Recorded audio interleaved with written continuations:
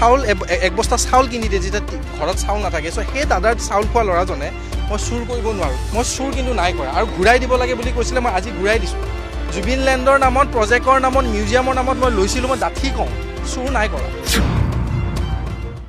এই যে সামগ্ৰীখিনি দিছে তাতে শৰাই উত্থাপন কৰিছে জীৱনত শৰাই চোৱা নাই দাদা মই CCTVয়ে ক'ব গীটাৰ এখন দিছে স্বীকাৰ কৰোঁ গীটাৰখন মিউজিয়াম বেয়া গীটাৰ এখন দিছিলে মিউজিয়ামত থ'ব মিউজিয়ামত কি থয় সজাবলৈহে থয় বজাবলৈতো নথয় এখন কীবোৰ্ড হাৰমনিয়াম বুলি কৈ আছে এখন কীবোৰ্ড কৈছে যে সেই ল'ৰাজনে কোৱা কথা CDC ছাৰে বেয়াকৈ তাতে বেয়া অৱস্থাত আছে ধূলা পৰি আছে দাদা এখন আপুনি মিউজিয়ামত থ'ব পাৰে পুৰণা দিনৰ জুবিনদাৰ বজোৱা কীবোৰ্ডৰ নিচিনা দেখিবলৈ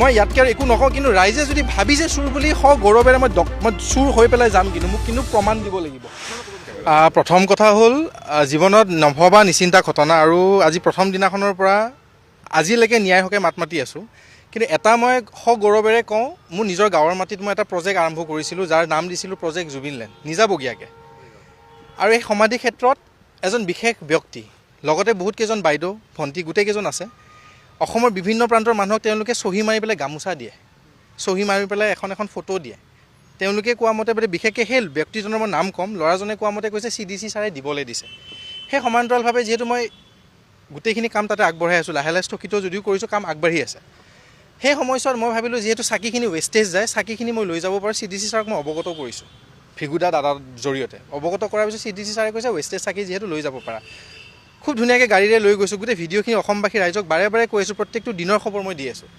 তাৰপিছত এটা খবৰ আহিলে যে চিৰঞ্জীৱ তাতে অকণমান এজন বিশেষ ব্যক্তিয়ে মদ খাই পেলাই উদ্ভণ্ডালি কৰে চিতাত মদ খাই পেলাই যায় আৰু অকণমান মহিলাখিনিক অপমান কৰে লগতে পুলিচ প্ৰশাসনক কাকো তেওঁলোকে ক্ৰেপ নকৰে তুমি জাষ্ট এটা কথা ক'বা যে তুমি গৰিমাবক কথাখিনি অৱগত কৰিছা কৰি পেলাই তুমি জাষ্ট সি যাতে অকণমান ভয় খায় তুমি জাষ্ট সেনেকৈ অভিনয় কৰিবা তাৰ আগত যাতে দুনাই সেই ভুলটো নকৰে সেই কথা মতে মই মামুবাৰ কথা মতে মই গ'লোঁ গৈ পেলাই মই তেখেতক ক'লোঁ যে অজয় মই এটা ঘটনা মই গৰিমাবক লগ কৰি আহিছোঁ বৰ্তমান তুমি ইয়াতে অকণমান মদ পানী খোৱা হৈছা মই আগতেও তোমাক মই অলৰেডি তাক মই কৈছোঁ সেইখিনি কৰি পেলাই তুমি অকণমান অপমান কৰি আছা মানুহখিনি কিন্তু ভুল হৈছে কিন্তু তুমি পিছত কিন্তু গালি খাবা চবৰে আৰু মই তোমাক ভাইটি দাদা হিচাপে কৈছোঁ সেইখিনি আৰম্ভণি আৰু এই যে জুবিন লেণ্ড এই যে প্ৰজেক্ট জুবিন লেণ্ডৰ নামত যিখিনি কাম হৈ আছে যিহেতু এওঁলোকে গামোচা দিয়ে চহী মাৰি অসমৰ ৰাইজে গম পায় যোনে যোনে লৈছে এখন ফটোও লৈ যায় মই নিজৰ ঘৰৰ কাৰণে নহয় সেই জুবিনদাৰ নামত সেই প্ৰজেক্ট জুবিন লেণ্ডৰ নামত এওঁলোকে মোক দিয়া বস্তু CCTV তাতে আছে মই যদি চুৰ মা দেউতাই মোক চুৰ বনোৱা নাই দাদা মই এইটো দুখ লাগিছে মোৰ বিশেষকৈ মা ভণ্টি আৰু দেউতালৈ বেয়া লাগিছে আৰু গৰিমা বৌ আৰু গোটেই পৰিয়ালটোলৈ মোৰ বেয়া লাগিছে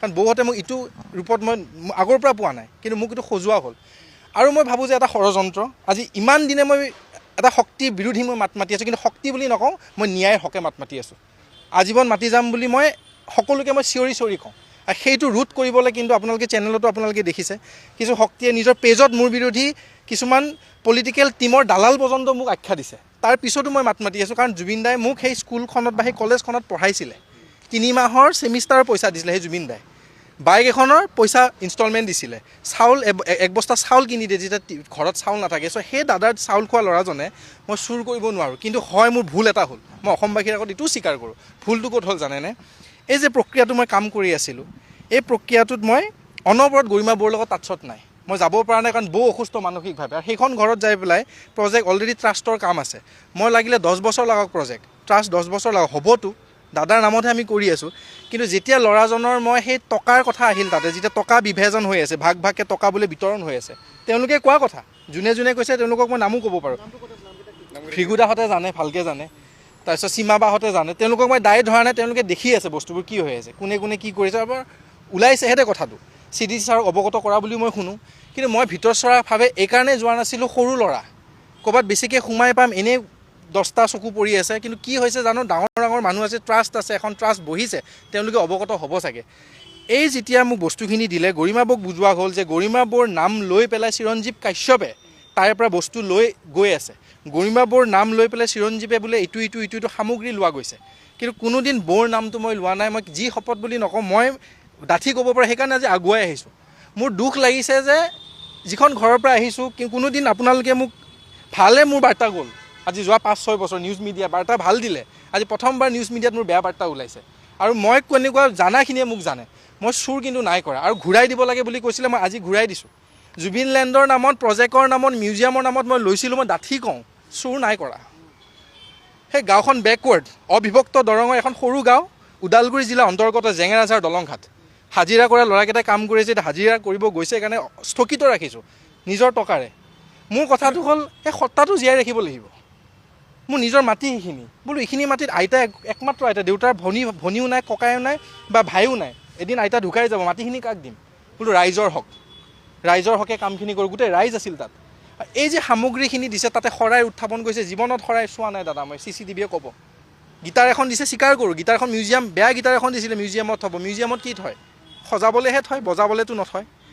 এখন কীবৰ্ড, হাৰমনিয়াম বুলি কৈ আছে, এখন কীবৰ্ড কৈছে যে সেই ল'ৰাজনে কোৱা কথা, CDC ছাৰে বেয়াকৈ তাতে বেয়া অৱস্থাত আছে, ধূলা পৰি আছে। দাদা এইখন আপুনি মিউজিয়ামত থ'ব পাৰে, পুৰণা দিনৰ জুবিনদাৰ বজোৱা কীবৰ্ডৰ নিচিনা দেখিবলৈ হয় চাগে। কিন্তু মোৰ এই ইমানখিনি কোৱা ল'ৰাটোৰ বিবেকত এটা বস্তু সেইখিনি টাইমত আহিব লাগিছিল যে হৈ লওক সেইখিনি, সেইটোৱে মোৰ। কিন্তু মই নিজে স্বীকাৰ কৰোঁ, সেইখিনি নোহোৱাৰ আগত মই জাষ্ট জমাহে কৰি আছিলোঁ। কিন্তু ৰাইজক দেখুৱাই আছিলোঁ, জানে দাদা, অসমবাসীয়ে দেখিছে, ফেচবুকত হওক, ইনষ্টাগ্ৰামত হওক, যি কৰিছোঁ, জুবিন যুগৰ, জুবিন দেশৰ বুলি কৈ পেলাই সদায় জুবিনলেণ্ডৰ কাম আগবাঢ়ি আছোঁ, যাতে সেই ল'ৰা ছোৱালীখিনি, দুখীয়া ল'ৰা ছোৱালীখিনি বিনামূলীয়া আৰু প্ৰতিধ্বনিৰ নামত, আৰু প্ৰতিধ্বনি জুবিনদাই গঢ় দিয়া এটা দল, সেই দলটোৰ নামত মই কাম কৰিম বুলি ভাবিছিলোঁ। কিন্তু আজি মই ভাবোঁ যদি ষড়যন্ত্ৰ হয় তেন্তে এই জাষ্টিছৰ হকে মাত মাতাৰ বাবে মোক ষড়যন্ত্ৰ কৰি পেলাই আজি এইখিনি মোক ফচুৱা গ'ল। আৰু মই জানো ৰাইজে বেয়া পাবও পাৰে, পাওক, আপত্তি নাই, ভালে জানে।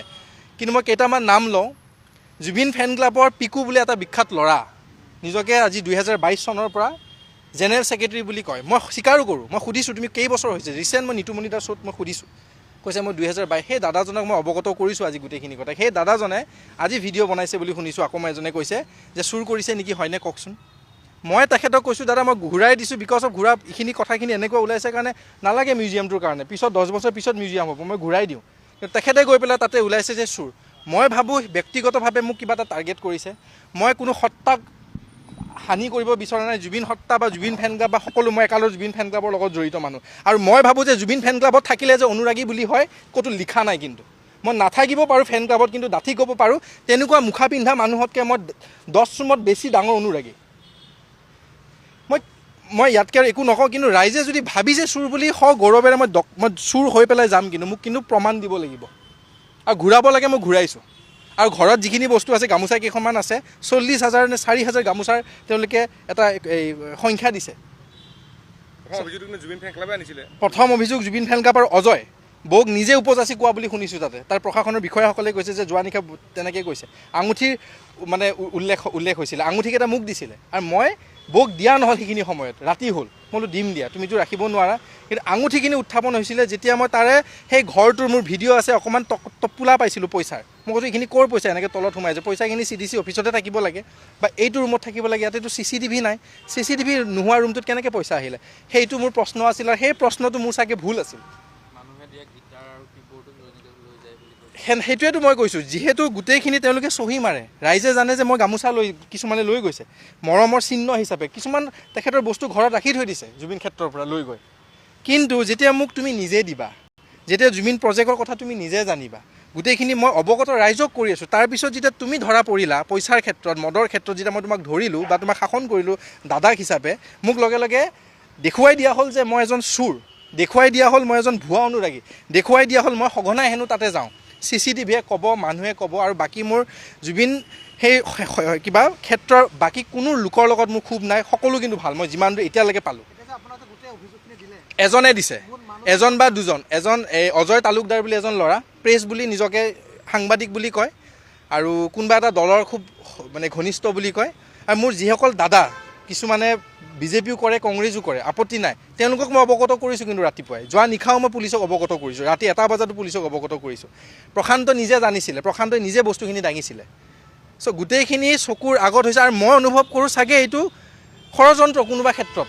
হয়তো মোক বিচাৰিছে মই মাত মাতিব নালাগে, তেতিয়াহ'লে মই মাত নামাতোঁ।